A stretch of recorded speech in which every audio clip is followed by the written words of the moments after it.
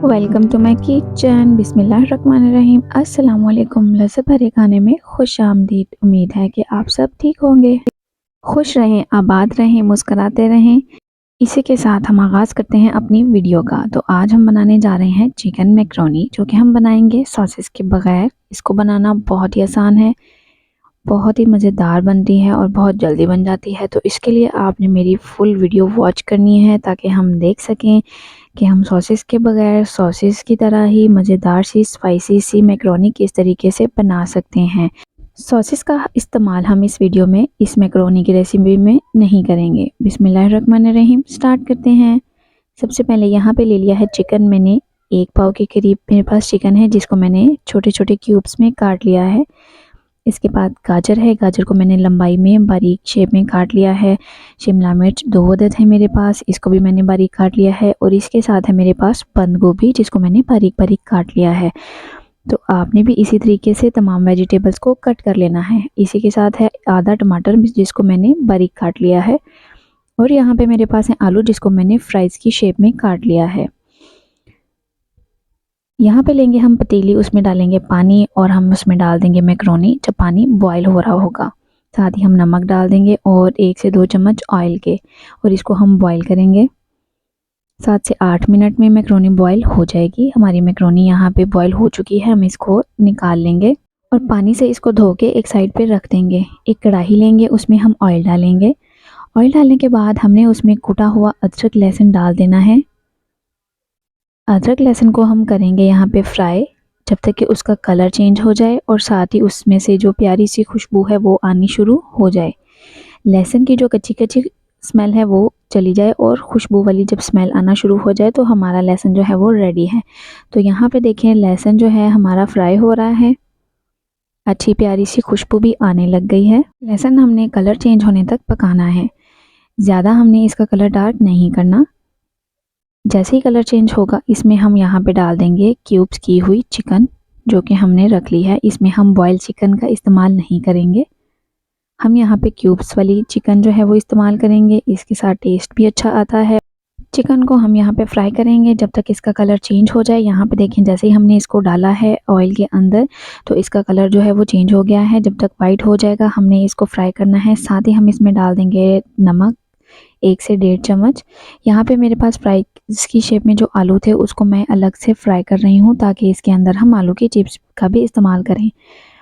तो इसके बाद हम डाल देंगे चिकन में टमाटर हाफ, जो कि हमने काट लिया था। इसको हम 1 से 2 मिनट तक के लिए पकाएंगे, ताकि जो चिकन है वो भी अच्छे तरीके से गल जाए और टमाटर भी इसके अंदर अच्छे से गल जाएं। चम्मच हिलाएंगे और 1 से 2 मिनट हमने इसको रेस्ट देना है। चिकन चूँकि बोनलेस है तो ये जल्दी गल जाएगी। साथ साथ हम जो फ्राइज़ हैं उसको भी देखते रहेंगे। इस तरीके से जो हम फ्राई किए हुए आलू इसके अंदर डालते हैं, उनका टेस्ट बहुत ही ज़बरदस्त आता है। यहाँ पे देखें कि चिकन हमारा गल गया था, तो इसके अंदर मैंने डाल दिया है यहाँ पे टिक्का मसाला।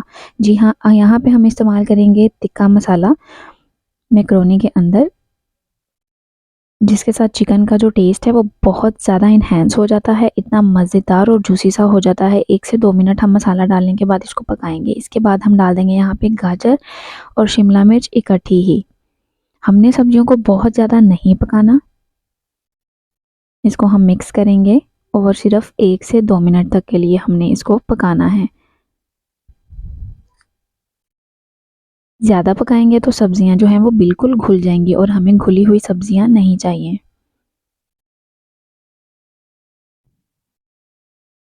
इस तरीके से 1 से 2 मिनट जब हो जाएंगे, सब्जियों को आपने आंच बहुत तेज़ नहीं रखनी। इसके बाद हम इसमें डाल देंगे कुटी हुई सुर्ख मिर्च। अगर आपने सुर्ख मिर्च का इस्तेमाल स्किप करना है तो आप इसको स्किप कर सकते हैं, अगर आपको अच्छी लग रही है तो आप उसमें यूज़ कर सकते हैं। मिर्च डालने के बाद हम इसको मिक्स करेंगे और यहाँ पे मैंने जो आलू फ्राई किए थे वो इसमें डाल देंगे। इसको मैंने फुल फ्राई नहीं किया, थोड़ा सा इसमें इसको जो है रख लिया था इसमें कसर, क्योंकि ये अभी इसमें भी पकेंगे और जब हम इसको 1 से 2 मिनट देंगे तभी इसमें पकेंगे, वरना अगर हम इसको फुल फ्राई कर लेंगे तो ये टूट जाएंगे। थोड़ा सा मिक्स करेंगे और 1 से 2 मिनट का रेस्ट देंगे।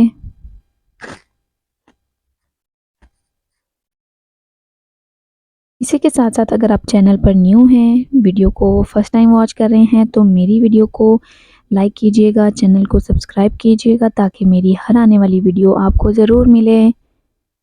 اب ٹائم ہے یہاں پہ بند گوبھی ڈالنے کا، جو ہم نے کاٹ کے پہلے سے رکھ لی ہے۔ دیکھنے میں آپ کو یہ زیادہ لگ رہی ہوگی لیکن یہ بالکل بھی زیادہ نہیں ہے۔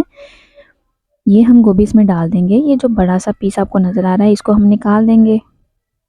جی تو یہاں پہ دیکھیں کہ گوبھی کو ہم مکس کریں گے، جیسے جیسے ہم مکس کریں گے یہ اس کی کوانٹٹی کم ہوتی جائے گی، اور اس کے بعد جب ہم اس میں میکرونی ڈالیں گے تو اس کی کوانٹٹی بالکل بیلنس ہو جائے گی۔ اگر آپ میکرونی میں بند گوبھی کا استعمال زیادہ نہیں اچھا لگتا آپ کو تو آپ اس کو کم بھی کر سکتے ہیں۔ یہاں پہ دیکھیں کہ ہماری جو ویجیٹیبلز ہیں وہ بالکل ریڈی ہو گئی ہیں۔ اب ٹائم ہے یہاں پہ میکرونی ڈالنے کا، جو کہ ہم نے بوائل کر کے اس کو واش کر کے رکھ لیا تھا۔ میکرونی بوائل کرتے وقت آپ نے خیال کرنا ہے کہ یہ بہت زیادہ گل نہ جائے، ورنہ یہ بالکل چپچپی سی ہو جائے گی اور جڑ جائے گی، جو کہ کھانے میں بالکل بھی مزے کی نہیں لگتی، نہ ہی اس کا ویسا ٹیسٹ آتا ہے۔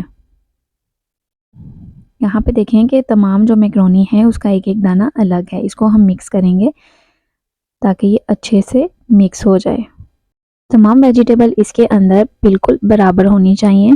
اس طریقے سے ہم اس کو مکس کرتے جائیں گے تاکہ اس کا کوئی بھی پارٹ جو ہے وہ یہاں پہ خالی نہ رہے۔ یہ دیکھیں ماشاءاللہ سے میکرونی کتنی زبردست سی ریڈی ہو گئی ہے۔ اب میکرونی کو 4 چاند لگائیں گے ہم اس کالی مرچ کے ساتھ۔ 2 چمچ ہم اس میں ڈال دیں گے کالی کٹی ہوئی مرچ، اور ساتھ ہی میرے پاس یہاں پہ ہے لیمو، جو کہ میں نے یہاں پہ ہاف اس کے اندر اس کا جوس ڈال دیا ہے۔ سوسز نہیں ہیں تو کوئی مسئلہ نہیں ہے، اگر آپ سوسز کا استعمال نہیں کرنا چاہتے تو آپ کو پھر بھی ٹینشن لینے کی ضرورت نہیں ہے، ہم سوسز کے بغیر بنائیں گے یہاں پہ میکرونی۔ تو یہ دیکھیں اب یہاں پہ میرے پاس ہے کیچپ، 3 سے 4 چمچ ہیں، وہ ہم اس کے اندر ایڈ کر دیں گے۔ اب ہم نے اس کو یہاں پہ مکس کرنا ہے۔ آپ دیکھیں کہ اس کی لک کتنی زبردست ہے اور یہ کھانے میں کتنی مزیدار ہوگی۔ گرما گرم میکرونی ہے اور اتنی ڈیلیشیس ہے، اتنی مزیدار ہے، جوسی اور بہت ہی مزیدار۔ اس کو مکس کرنے کے بعد ہم یہاں پہ اس کو 4 سے 5 منٹ کے لیے دم پہ رکھ دیں گے، اس سے زیادہ ہم اس کو دم نہیں دیں گے۔ ہلکی آنچ پہ ہم نے اس کو دم پہ رکھ دیا ہے، اور اب ٹائم ہے اس کو ڈش آؤٹ کرنے کا۔ تو دیکھیں ماشاءاللہ سے ہماری جو میکرونی ہے وہ بالکل ریڈی ہو گئی ہے۔ گرما گرم میکرونی ہے، تمام ویجیٹیبلز بہت ہی فریش ہیں، بہت زیادہ گلی ہوئی نہیں ہے، ہر چیز جو ہے وہ ایکولی آپ کو نظر آ رہی ہے۔ چکن اس میں بہت جوسی بن گیا ہے، تو آپ بھی اس ریسیپی کو ضرور ٹرائی کیجئے گا سوسز کے بغیر۔ اگر آپ کے پاس سوسز نہیں ہیں، اگر آپ پسند نہیں کرتے، اگر بچے ہیں ان کے گلے خراب ہو جاتے ہیں، تو آپ سوسز کو سکپ کر کے بھی یہ میکرونی بنا کے دے سکتے ہیں۔ تو یہ دیکھیں بہت ہی مزیدار سی جو میکرونی ہے وہ ہم نے بنا لی ہے۔ تو آپ نے میری اس ریسیپی کو ضرور ٹرائی کرنا ہے اور فل واچ کرنا ہے، اور مجھے فیڈ بیک ضرور دینا ہے کہ آپ کو میری یہ ریسیپی کیسی لگی۔ تو نیکسٹ ویڈیو تک کے لیے اللہ حافظ، میرے ساتھ رہیے گا اور ویڈیو کو دیکھتے رہیے گا۔ اللہ حافظ۔